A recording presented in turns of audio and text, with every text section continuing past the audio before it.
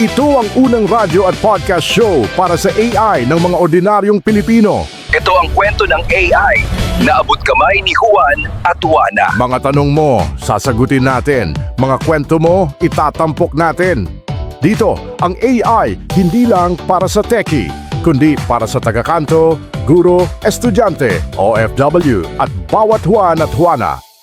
Kasama ang nag-iisang, the AI Voice Master of the Philippines, Pocholo De Leon Gonzalez.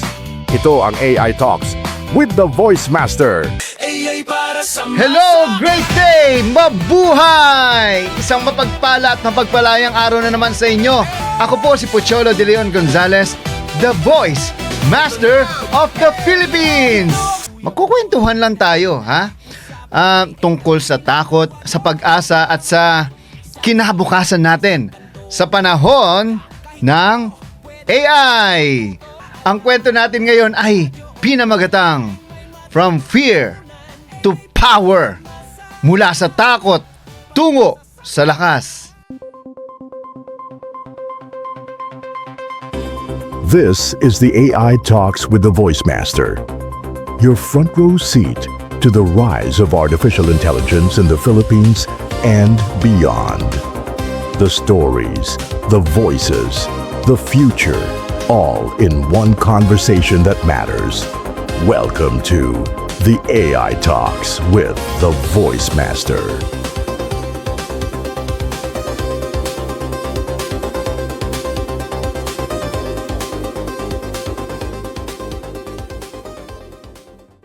Bakit takot ang maraming Pilipino sa AI, ha? Isipin mo, ha? Magkaibigan tayo. Nagkakape sa may sala o nasa jeep. Ganito ngayon ang sitwasyon sa atin. Maraming Pilipino ang natatakot sa AI. Bakit? Number 1, baka mawalan ng trabaho. Number 2, baka bantayan lahat ng galaw nila. Number 3, baka dumating ang panahon, tao ang kontrolado ng makina. At syempre, sa dami ng napapanood mo sa YouTube tungkol sa killer bots at sa AI takeover, matatakot ka talaga, di ba? Pero ito na nga ito ang hindi alam ng karamihan. Yung takot mo, pwede palang maging lakas mo. Aba, bakit? Kasi lahat ng malalaking pagbabago sa mundo, nagsisimula sa takot bago nagiging tapang.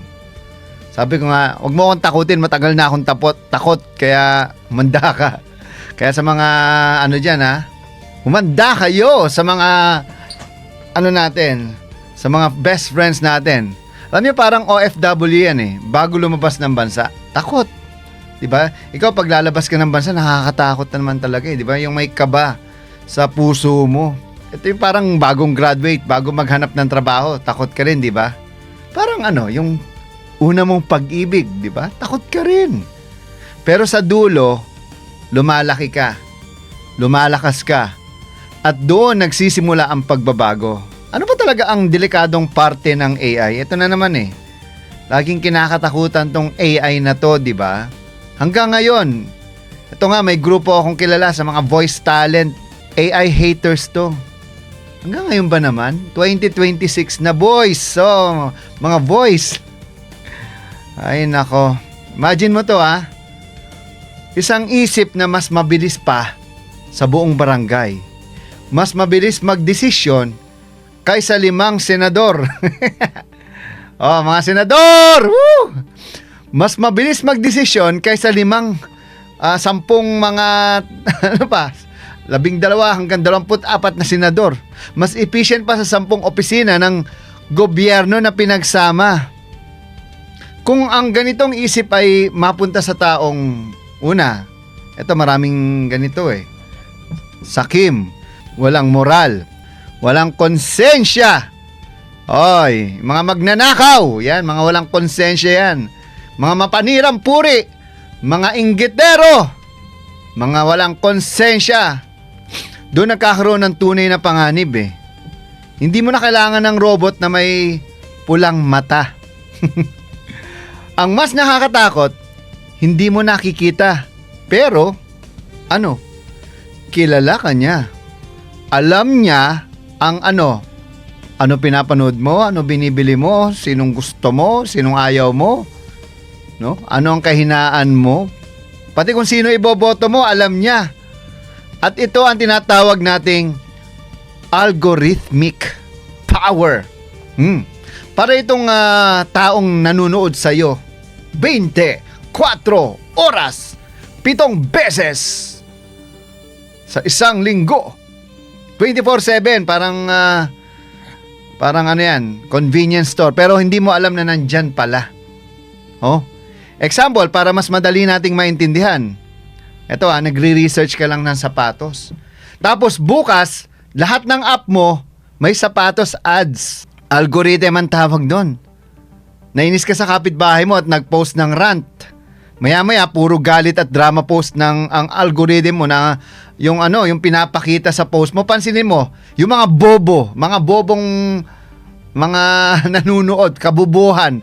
Lahat ng i-feed sa'yo, kabubuhan. Alam nyo ba sa China, bawal ang pambobong content. Lalo na sa TikTok, ang binabato, mga matatalino, mga pang nag-iisip. Kaya dito sa alam niyo yung mga reaction ng mga tao, talaga makikita mo pambobo lang no? Kaya kayo, mga kababayan ko, kayo mga nakikinig ngayon at nanonood, dapat yung mga contents na pinapanood ninyo pang matatalino para hindi kayo laging nabubudol, naloloko ng mga taong alam nyo wala namang maitutulong sa inyo. Alam nyo ba ganito kalakas ang epekto ng data? Tao plus AI equals bayani o bagyong sisira sa lipunan ninyo. Okay tandaan nyo to. Tandaan mo to, ikaw na nanonood. Ang problema ay hindi ang AI. Ang problema ay ang taong gumagamit ng AI. Ngayon pa lang, ginagamit na ang AI sa number 1, predictive policing. Walang hula-hula kung sinong kriminal. Obviously, sa mga nangyayari ngayon sa Pilipinas, alam nyo na kung sinong magnanakaw. Micro-targeted ads. Ina-adjust ang ads base sa ugali mo para manipulahin ka. Mass data harvesting. Yan, kinukuha ang data mo para pagkakitaan. Alam nyo ba yon? Bawat nyo, kaya alam niya kung anong gusto mo. Ano pa? Community manipulation. Pag-control sa opinion ng tao. Pansinin nyo, pag tungkol sa politika ang usapan, puro politika yung lalabas sa feed ninyo. Pag puro mga artista, mga showbiz, puro showbiz. Kung sports. Para tayong mga punong kahoy. Tayo ang nagbibigay ng kahoy pero sila ang gumagawa ng bahay at hindi tayo nakatira doon. Okay? Ito yung AI at trabaho, ang katotohanan sa karaniwang mga Pilipino. Pakinggan mo ako Pakinggan nyo ako, diretsahan lang to. 35 to 37% ng trabaho sa Pilipinas pwedeng tamaan ng AI. Wow, mawawalan kayo ng trabaho. Oo, yun ang totoo. Mga trabahong gaya ng number 1, BPO. Number 2, customer service. Number 3, data entry. Number 4, back office work. Ito pinakamatindi, content writing. Alam nyo ba, halos ilang porsyento ng mga content ngayon AI na gumagawa. At administrative task. Bakit? Kasi lahat yan, routine, paulit-ulit at madaling i-automate. Pero ito ang magandang balita. Kung marunong kang gumamit ng AI, hindi ka mawawala ng trabaho. Gagaling ka pa, lalakas ka pa, katulad ko. Sa mundo ng voice acting, hindi ko na kailangan mag-boses. Boses, yung AI ko, pansinin nyo, ang boses ko, very familiar sa inyo. Kasi nagkalat yan. Hinayaan kong gamitin yung boses ko. Sa mabuti o sa masama, bahala kayo dyan. It depends on kung sinong gumagamit. Okay? Halimbawa, teacher, instead na gumawa ng lesson plan for 3 hours, AI ang tutulong sa'yo. Kaya 15 minutes na lang ang kailangan mo para mas mabilis kang maggawa ng lesson plan. Call center agent, AI ang magiging assistant mo. Ikaw pa rin ang kausap pero may kapartner kang sobrang talino. Mas matalino sa'yo. Kaya wag kayong, yung mga anti-AI na yan, nako, sa totoo lang, kayo, sige tuloy niyo yan. Para yung marunong at gusto ng AI, mas lamangan kayo. Kasi kayo ayaw nyo sa AI. Pero gumagamit kayo ng AI. Para kayong ayaw ko sa tae pero tinitikman ko siya. Di ba? Freelancer.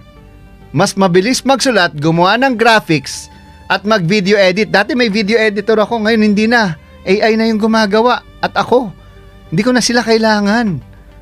Mas maraming client, mas malaki pa ang kita. O di ba? Kasi mga pasaway kasi yung mga artists at mga talents ngayon eh. O, totoo di ba? Kasi matagal na yan eh.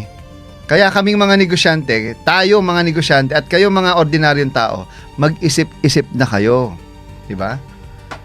Small business owner, yan. AI ang gagawa ng marketing, Facebook ads, business plan, captions, poster design. Wala na kayong problema. Remember this, AI is not replacing you. It is upgrading you. Yung trabaho na hindi nag-level up, yun ang mawawala. Alam niyo, isang araw nakausap ko yung isang may-ari ng recording studio. Sabi niya, alam mo ba, na halos wala na nagpapa-voice over sa amin. At karamihan AI na ginagamit. Exactly. At kayong mga voice talent kayo, na voice talent lang, maniwala kayo, next year wala na kayong trabaho. Kung hindi kayo magle-level up. Pero yung taong marunong gumamit ng AI, yun ang magiging premium. Tulad ko. Di ba? Ngayon, ang tanong, may plano ba ang Pilipinas? Meron, syempre. Hindi na mawawala yan. May AI roadmap ang gobyerno. Pero, ito malupit. Papel pa lang. O, nasa gobyerno tong programa natin, di ba? At least, dito sa Radyo Pilipinas, sa Philippine Information Agency at sa Presidential Communications Office, nasimulan na namin na magkaroon ng AI talks para magturo sa inyo mga ordinaryong tao na matuto. Na matuto na mag-AI. Hindi katulad ng ibang departamento. Di ba? Hindi paramdam ng masa, at least ito naririnig ninyo sa buong Pilipinas mula Batanes hanggang Tawi-Tawi. May programa tayo. Pero DepEd, tignan natin walang programa pa hanggang ngayon. Bakit? Kasi overloaded ang mga teacher. Mabagal ang internet, walang training ang barangay, kulang sa access ang kabataan, hindi priority sa LGU. In fairness, ito may kaibigan ako, ang pangalan Jason De La Rosa, siya may-ari ng siya ang founder ng Ira Labs. Ang kauna-unahang city na nag-accept ng AI-driven or AI City ay walang iba kundi ang Naga City. Okay? Ano pa? Walang AI classes sa public school. Obviously. Wala nga kayong computer classes. AI classes pa. Kaya sinasabi ko sa inyo, hindi sapat na AI ready ang Pilipinas. Dapat AI ready ang bawat Pilipino. Kaya nga AI para sa masa, hindi para sa mayaman lang. Okay? Ito lang yung chance ninyo na makasabay sa mayayaman. At malaman at matulungan yung sarili ninyo. AI ay hindi laruan ng Silicon Valley. AI ay hindi para sa may data centers lang. AI ay karapatan. It's your right. Data mo yan, boses mo yan, mukha mo yan. Okay? Dapat ikaw ang makinabang, hindi sila lang. Gusto ko ng AI na nagpapagaan ng trabaho ng teacher. Yan. Nagpapadali ng buhay ng entrepreneur. Nagpapataas ng kita ng freelancer at tumutulong sa magsasaka para mas malaki ang ani. Tumutulong sa OFW para mapalapit sa pamilya at nagbibigay ng oportunidad sa batang walang resources. Okay? Ito, gusto kong i-share sa inyo ang konstitusyon ng makataong AI. Kung may konstitusyon ang bansa, dapat may Bill of Rights din ng AI para sa mga Pilipino. Alam niyo ba sa Australia, pinagbabawal na ang mga batang edad 15 pababa na magkaroon ng social media. At sa China naman, as early as 6 years old, kinder, ay nag-AI na, may subject na AI. Kaya dapat dito sa atin, magkaroon ng AI na hindi nananakit, hindi nambubudol, hindi bias, hindi magnanakaw ng data, hindi manipulator, at may malasakit sa tao. AI na Pilipino ang purpose, hindi AI na Pilipino ang ginagatasan. Okay? Paano ba gawing AI ready ang bawat Pilipino? Para hindi lang kwento, para hindi lang salita lang, para may konkretong hakbang. Ayan. O ito, para sa kabataan. Okay? Youth. Matuto ng AI tools, editing, prompting, at fact-checking. Yan ang number 1. Kasi maraming mga ngayon, mga fake news, AI ang gamit. Sa mga guro naman, sa mga teachers, gamitin ang AI sa feedback, lesson plans, at grading system. At sa mga freelancers, gamitin ang AI sa content creation, social media research, at mga iba't iba pang mga bagay na pwede nyo magawa as a freelancer. Sa mga MSMEs or small businesses, ang AI magagamit nyo para sa marketing, automation, at bookkeeping. At sa mga LGUs o local government unit, all workshops o mga AI workshop para sa barangay, para sa trabaho, kalusugan at edukasyon, at mga safety. Okay? Ito ang vision ko para sa Pilipinas at sana ganito rin ang vision ng gobyerno mula Batanes hanggang Tawi-Tawi. AI ready ang bawat Pilipino. Ngayon, ang ultimate question ay, huling invention ba ang AI? Wow. Grabe, no? What a question. Is AI the last invention? Pwede. Kasi ito ang huling teknolohiya na gagawin ng tao o unang hakbang sa pinakamagandang future ng sangkatauhan. Pwedeng maging katapusan. Pwedeng maging, alam mo yun, maging tanda na may bagong panahon. Kasi kamay natin ang nasa kamay natin yung direksyon, no? Okay? Bilang isang bansa. Ngayon, ang lakas ng Pilipino ay nasa kaalaman. Ang AI hindi lang dapat pinag-uusapan sa Amerika. Dapat din sa sari-sari store, sa jeepney, sa eskwela, sa barangay. Kasi kung hindi tayo kikilos, iba ang gagawa ng desisyon para sa atin. At pag hindi Pilipino ang gumawa ng AI para sa Pilipinas, siguradong hindi ito para sa atin. Kaya nga ang mission ng AI Talks with me, the Voice Master, ay ibigay sa Pilipino ang karapatang magsalita tungkol sa AI. Hindi lang malalaking kumpanya. Okay? Alright. Anyway, ako po si Pucholo de Leon Gonzalez, the Voice Master. Great day at mabuhay. At tandaan ninyo ang kinabukasan ng AI sa Pilipinas, hindi nasa utak ng makina. Nasa kamay ng Pilipinong handang matuto, kumilos at umangat. Alright? So, balik tayo mamaya Panoorin natin ang mga iba't iba nating segments, ang AI 101, at ang Balitang AI, at syempre meron din tayong AI and personal interviews. Meron tayong special guest mula sa ibang bansa. Ito, malupit tong ating guest ngayon. So, kita-kits tayo mamaya. Bang! At ito ang AI 101, ang inyong unang hakbang sa mas malalim na kaalaman sa mundo ng Artificial Intelligence. Ngayon, pag-usapan natin ang sahod. Tuwing dumarating ang appraisal season, iisa lang ang tanong ng marami. Tataas ba ang sahod ko at magkano? Lalo na kung nasa una ka pang trabaho. Pero ito ang masakit na realidad. May ilang malalaking kumpanya na matagal nang hindi nagtataas ng sahod o kahit ng starting salary. Ang tinutukoy natin ay mga higante gaya ng McKinsey, Boston Consulting Group at Bain. Nag-freeze sila ng dagdag sahod. At ang dahilan? Ang pag-angat ng artificial intelligence. Ngayon, maraming gawain na dati ay ginagawa ng mga fresh graduates, ang kayanan ng AI, research, data analysis, paggawa ng slide decks. Halos lahat ng basic tasks ay na-automate na. Dahil dito, mas kakaunti ang kinukuha ng mga kumpanya. Sa ilang kaso, tinatanggal na nila ang entry-level jobs. Ibig sabihin, mas kaunti ang bakanting posisyon at mas mahirap umakyat sa mas mataas na ranggo. Kung papasok ka pa lang sa job market, hindi na sapat ang tradisyonal na qualification. Kailangan mong maging AI-proof, matuto ng mga tool unawain ang teknolohiya sa likod nito, at magtayo ng mga kasanayang hindi madaling mapalitan ng makina. Tahimik itong nangyayari, pero binabago na nito ang simula ng maraming karera. Sa ikatlong sunod na taon, ang mga top consulting firms ay nag-freeze ng kanilang starting salaries, kabilang ang McKinsey, BCG at Bain.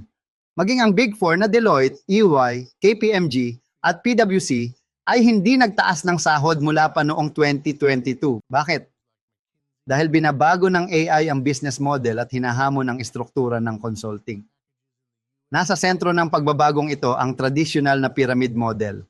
Maraming fresh graduates sa ilalim at ilang tao lang ang umaakyat sa taas. Pero sinisira ng AI ang base ng pyramid. Iniulat ng mga kumpanya na tumaas ang productivity dahil sa AI. Mas marami silang nagagawa kahit mas kaunting analysts. Data crunching, market research, pati mga PowerPoint slides ina-automate na. At dahil doon, pumipigil ang mga kumpanya sa entry-level hiring at sahod. Nakikita ito sa mga bagong job offer mula sa McKinsey at BCG. Ang starting packages sa US ay nananatiling halos pareho, mga $135,000 $140,000 para sa undergraduates at $270,000 at $85,000 para sa mga MBA. Sinasabi ng mga firm na tumataas ang gastos sa talento pero sa halip na magdagdag ng tao, nag-i-invest sila sa makina at hinuhubog na nito ang hiring pipeline. Bumaba na rin ang graduate hiring. Kinumpirma ng PwC na binawasan nila ang graduate intake para sa 2025. Inaalis na rin ang dating plano nilang palawakin ang global team ng 100,000 hanggang 206. May mga job cuts rin. Tinanggal ng PwC ang 150 back office staff sa US, nagbawas ang McKinsey ng 200 sa IT, at tinapyasan ng Accenture ang 11,000 trabaho sa loob ng 3 buwan. Ang mga hindi makaka-adapt sa AI ay nasa panganib. Sa loob ng mga kumpanya, nag-iiba na ang modelo. May tumatawag na obelisk, mas manipis na bersyon ng pyramid. May nagsasabing nagiging hourglass. Kakaunti ang mid-level staff habang pinupunan ng AI ang puwang. May isang kumpanya, ang Alvarez & Marsal, na sumusuporta sa tinatawag na box model, mas kaunting junior hires at diretso kumukuha ng mas maraming experienced professionals. Simple lang ang luhika, kaya ng AI ang basic tasks, pero hinahanap pa rin ng kliyente ang karanasan at magandang paghusga sa itaas. Para sa maraming firm, ito na ngayon ang bagong selling point. Nagtatanong na ang kliyente, paano ninyo ginagamit ang AI? Ina-apply ba ninyo ito sa sariling team? Ang mga kumpanya na hindi makasagot ng maayos ay nanganganib mawalan ng kredibilidad. Kaya nag-uunahan ang mga consultancy na mag-modernize. Hindi lang para kumita, kundi para makaligtas. Wala pa rin consensus kung ano ang magiging huling anyo nito. Sinasabi ng McKinsey na balak pa rin nilang mag-hire ng mas maraming graduates sa 26. Tumaas daw ng 12% ang plano. Ang iba naman ay naniniwala na magbabago lang ang anyo ng junior jobs, hindi tuluyang mawawala. Posible ring lumitaw ang bagong papel na nakatuon sa pamamahala, pag-curate at pag-audit ng AI systems. Ngunit malamang na lumaki muna ang puwang sa gitna bago ito muling magsara, tulad ng nangyari sa Industrial Revolution. Ano ang ibig sabihin nito para sa mga kabataang profesional? Masigpit ang career ladder at mas mahirap ang unang hakbang. Maaaring hindi pa tuluyang winasak ng AI ang pyramid, pero nagyelo na nito ang sahod at nagsisimula ng paliitin ang bay. Ito ang tahimik na pagbabagong nagaganap sa pandaigdigang industriya ng consulting. At nagsisimula pa lamang ito, ipinangako nila ang kaluwalhatian, takot ang kanilang iniwan. Muling magbabalik ang The AI Talks with the Voice Master. Huwag kayong aalis, babalik kami!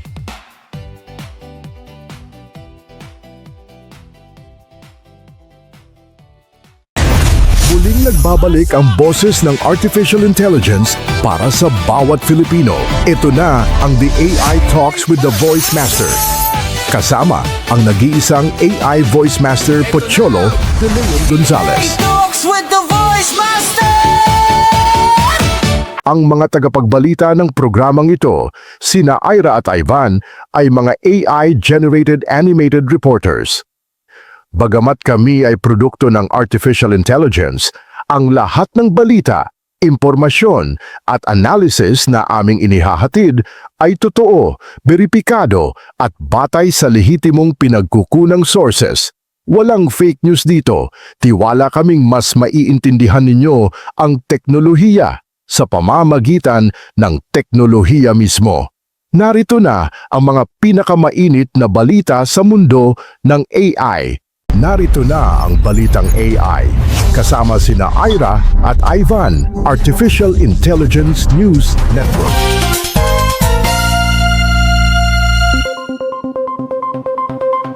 Great day! Mabuhay! Boses ng teknolohiya, tinig ng makabagong Pilipino.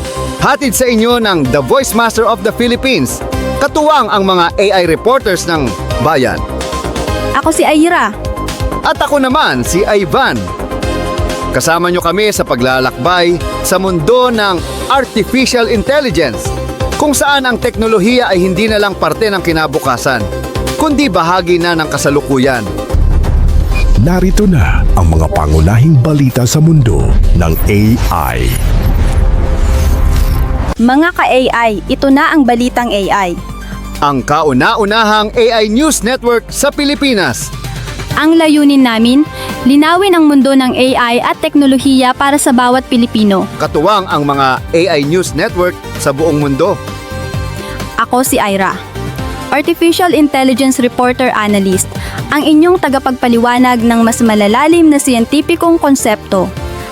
At ako naman si Ivan, Artificial Intelligence Voice for Analytics and News. Ang kuya nyo sa pagbabalita, mas diretsahan, mas makatao, at mas kwela, pero seryoso sa katotohanan.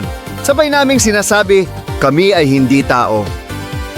Pero boses kami ng bagong panahon ng balita, panahon ng AI, panahon ng impormasyon. Magandang araw mga ka-AI innovators at digital workers ng Pilipinas. Ako si Ivan at ito ang inyong balitang AI.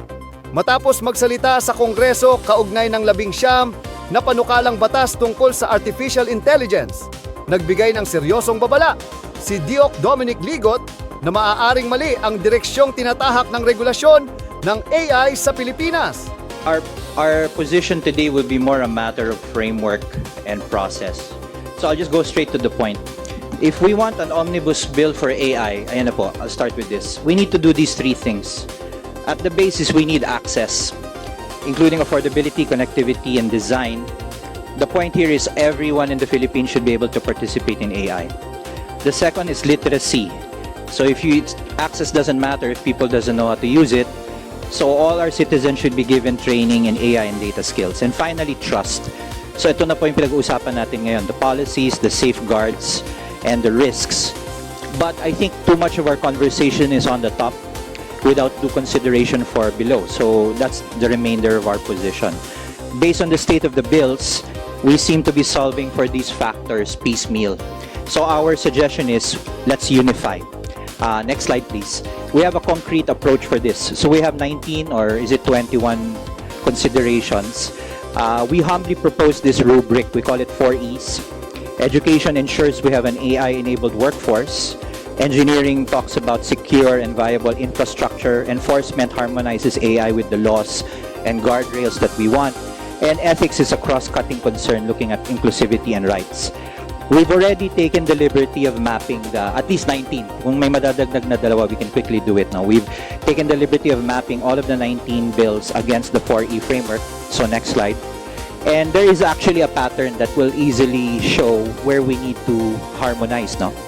Ayon kay Doc Ligot, ang mga panukalang batas ngayon ay diretsong tumatalon sa pag-regulate ng output ng AI tulad ng deepfakes, fake news at pandaraya habang hindi inuunawa ang mismong pundasyon na pinanggagalingan ng panganib at halaga ng AI.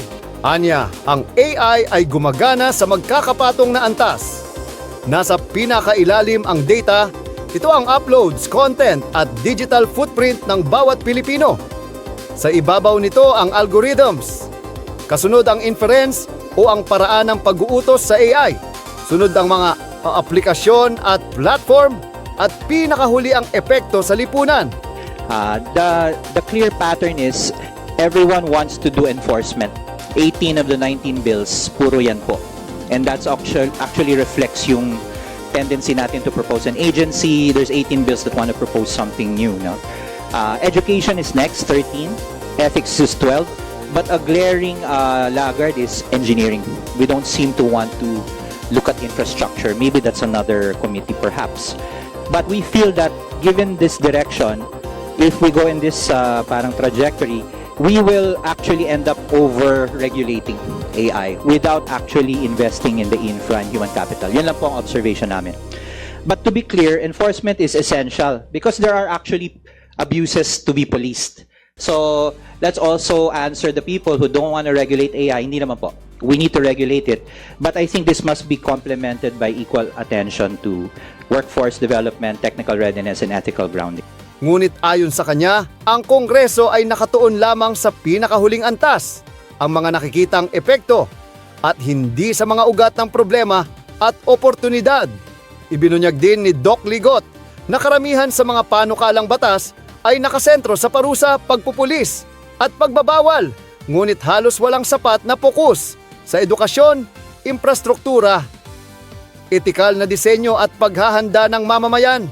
Ayon sa kanya, kung sobra ang regulasyon, ngunit kulang ang paghahanda ng tao, ang magiging bunga nito ay takot, pagbagal ng inobasyon at pagkawala ng oportunidad sa digital economy. May direktang epekto rin ito sa milyon-milyong digital freelancers sa bansa, kabilang ang mga designer, editor, developer, marketer, at virtual assistants na umaasa na ngayon sa AI upang mapabilis ang trabaho, mapataas ang kalidad, at madagdagan ang kita. Many of our colleagues will probably say definitions are crucial. I think our first few hearings in the last Congress, dyan po naipit, so what is AI, etc. Our approach to suggest is, let's look at it as several layers. This could actually end up being several bills, in fact. But each of these layers function very differently. At the bottom is data, and yun din po yung focus namin. Data is the underlying foundation for every AI. If we get data wrong, wala na, AI is wrong. Algorithms is all about the math. I believe the scientists, the engineers, they will love talking about this. But actually, algorithms are just a reflection of the patterns of the data. So if pangit yung data, no amount of math will save you from bad data. Inference, no one talks about. What's inference? This is humans asking AI to do something. You prompt AI or you upload data, it gives a prediction. I feel this is where our regulation should look closer into because this is humans already taking action. In fact, in another committee, we talked about disinformation. Everyone's debating about what is fake news. Our suggestion was, look at the amplifiers rather than defining what is true. Kasi yung amplification naman po yung nagsispread ng fake news. Which brings us to level 4. I believe this is where the closest attention should be. What is the application of AI? What are the use cases? If we're going to automate anything, saan po siya i-automate? If ever the bulk of the regulation or if ever the ICT will regulate this, that should be the focus. Because the first 3 layers, you can safely run those in any lab. No one will get hurt. But the moment AI is allowed to interact with the outside world, tayo po on social media, that's when the craziness happens po. Which then brings me to the top layer. The top layer is society at large. And this is where the media gets a lot of attention. Andyan po yung deepfakes, disinformation, cheating, plagiarism, fake news. But honestly, this is really the symptoms.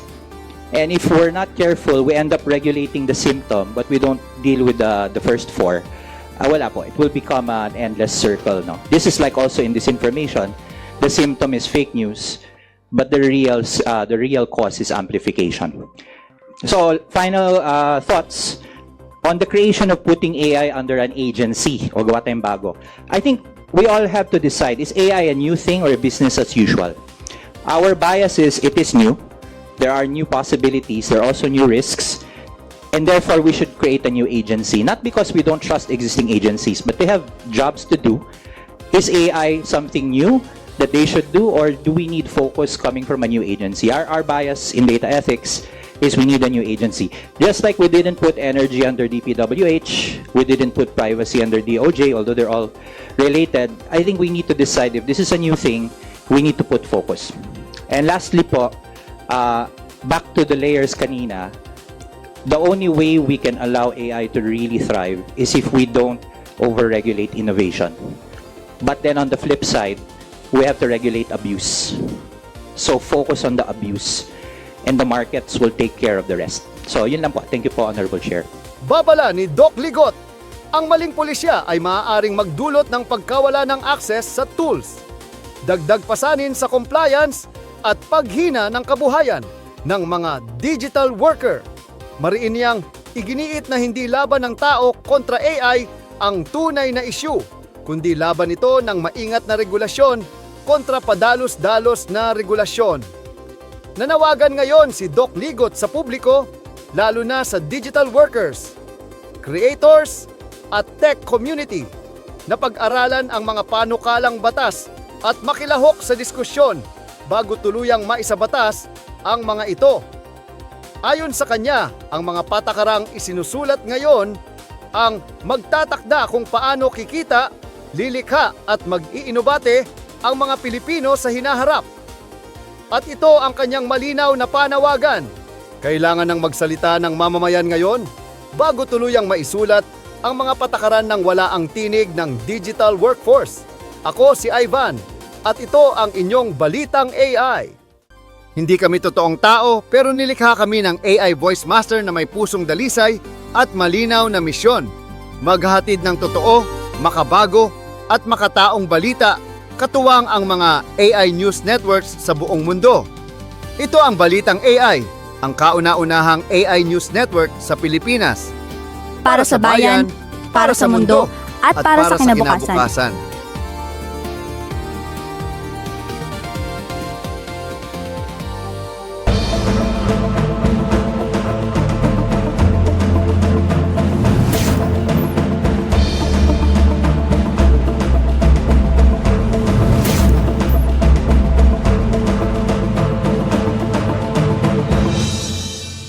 Sa likod ng bawat inobasyon, may kwento ng tao. Narito ang segment kung saan teknolohiya ay nagiging personal.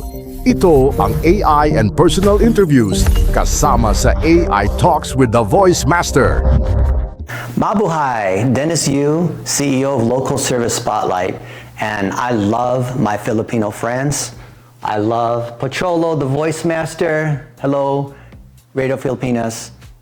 I remember when I was in Manila and going to Jollibee, I brought a lot of the virtual assistants that we trained up, and we had meals together, and we trained them on how to use digital marketing tools that help us to do videos, run ads, do social media, and my whole mission has been to create jobs for our friends in the Philippines, in America, and other places. And so today I want to share with you some answers that Pocholo asked me to provide. So your first experience with AI. I remember when it was 4.5 years ago, OpenAI launched the API, which allows us to be able to talk to ChatGPT. This was a year before ChatGPT actually launched, because we could, as programmers, access it. And I have several thousand blog posts that I've written over the years, and I was running them through the ChatGPT, or what was then going to be called ChatGPT. And it was incredible because you would see the words coming across the screen as you pasted things in. Obviously, things have gotten a lot more sophisticated since then, but you know, I remember years and years ago, I've been waiting for the day when I could have an assistant that I could talk to that knew everything that I knew, that could write in my voice, that could take actions for me. And that was a magical moment 4 years ago.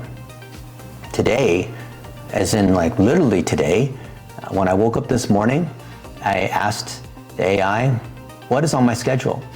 And of the people that I'm meeting, what do I need to know about them? What are some things that I should be learning that will prepare me for the podcast that I'm about to do? And for example, I was in Utah a couple weeks ago, and I like to visit friends of mine like John Jonas. He's the founder of OnlineJobs.ph, and he and I shared this mission of creating a million jobs. And he's created hundreds of thousands of jobs through OnlineJobs.ph. And when we create training on how you can gain skills that American clients want to be able to see, how much you should charge, what it's like to work online, I find that is really meaningful to me. And even though we create a lot of online courses together, you can look up John Jonas and look up my name, Dennis Yu, and see a lot of the training that we've put together. You know, YouTube, on Facebook, we have a big Facebook group. There's nothing substituting the real relationships that we have. You know, think about the people who are friends of ours. Think about the colleagues of ours that we want to honor. Think about our families. And when we can use the AI as an assistant to say, you know, what is something that I might not know about myself that you can tell me about? Or things that I should be, what should I be spending my time with? Focusing on what skills do I need to learn? What books should I read?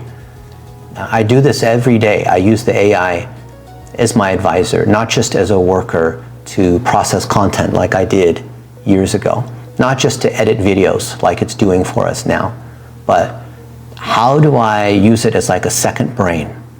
How do I give it everything that I have? So for example, you know, I have this iPhone and I have, I think, 50,000 pictures and videos, and you can see, you know, here's a library of all these things.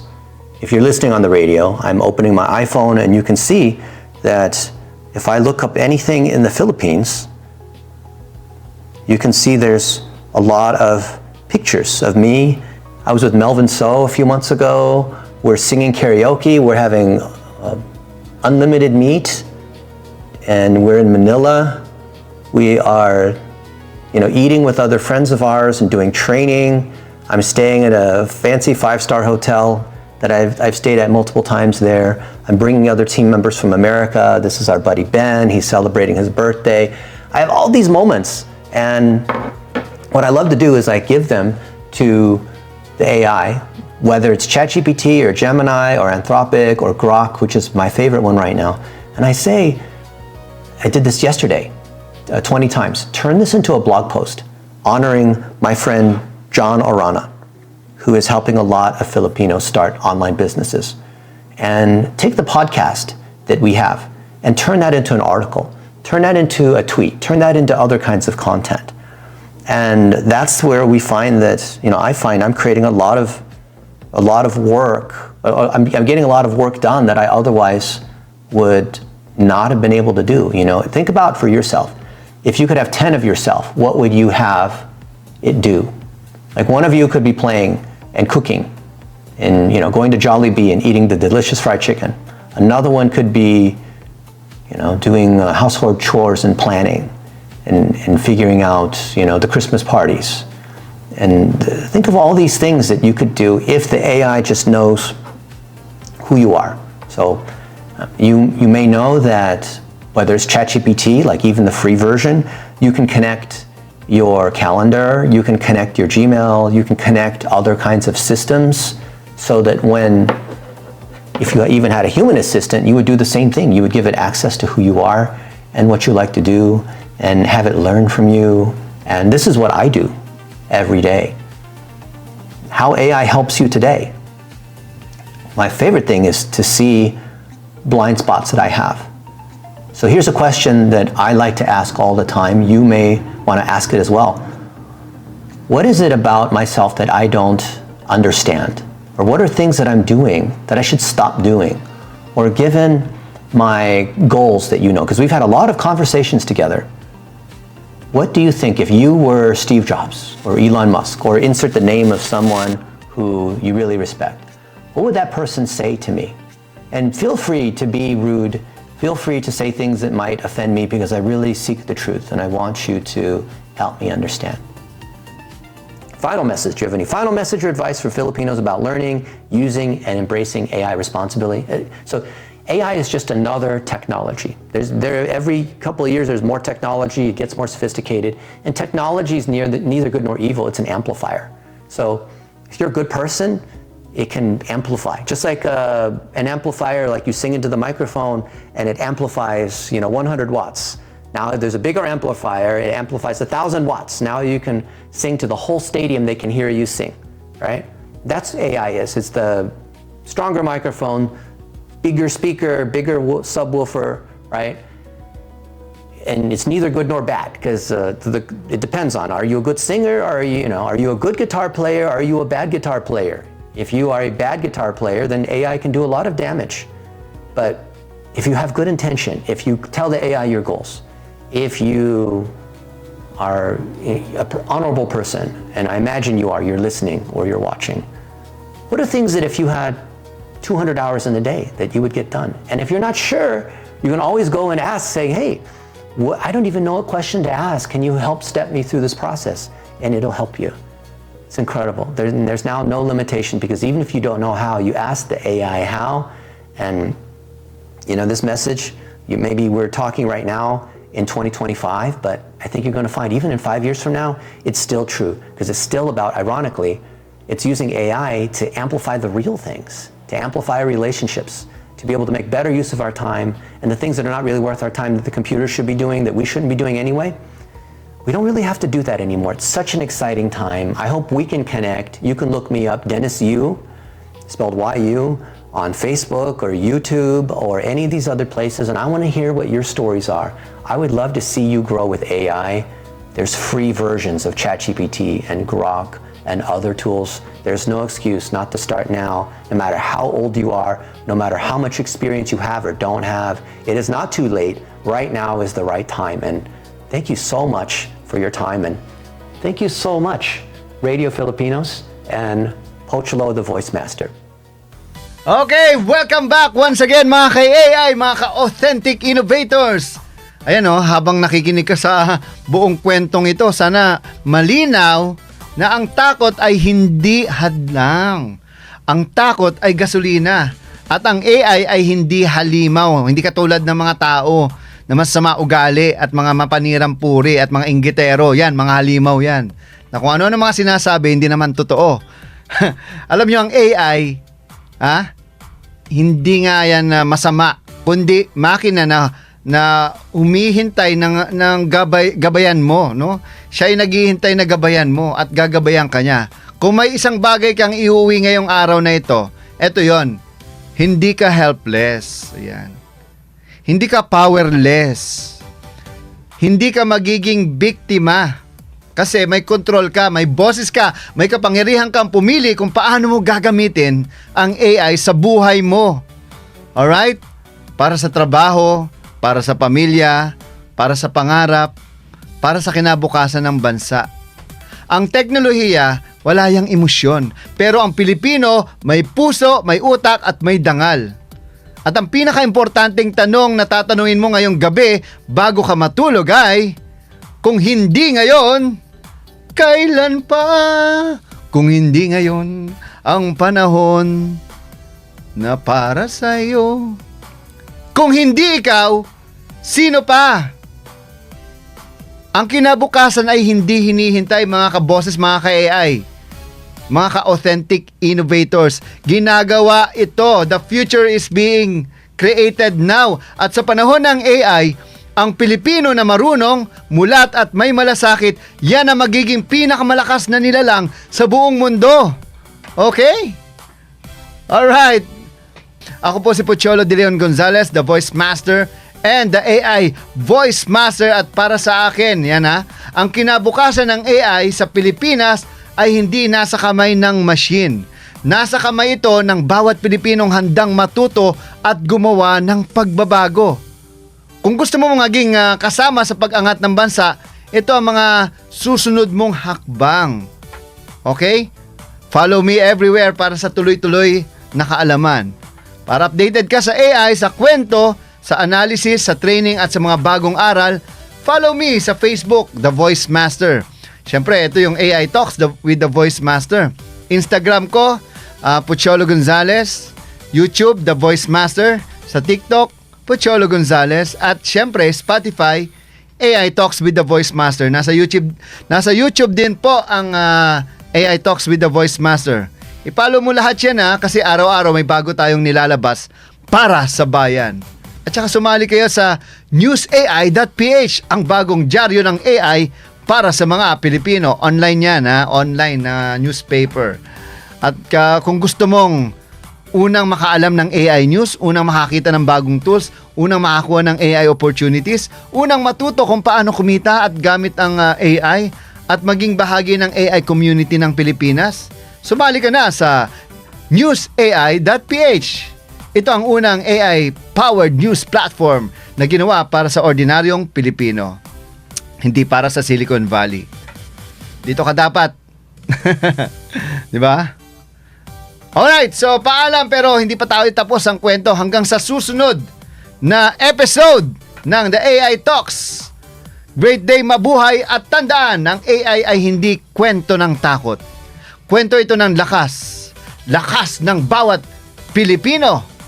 Alright, kita-kits rin sa AI Talks. Dito lang sa AI Talks with a Voice Master. Ito pong nag-iisang Voice Master kung saan ang boses natin ay boses ng kinabukasan. AI para sa masa. Woo!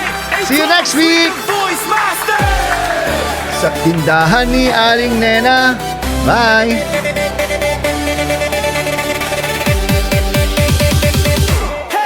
Sa tindahan ni Aling Nena, sa sakayan ni Kuya Boy, may narinig na usapan, AI daw di lang laruan, hoy! Pangmayaman yan, sabi ng tambay sa kanto.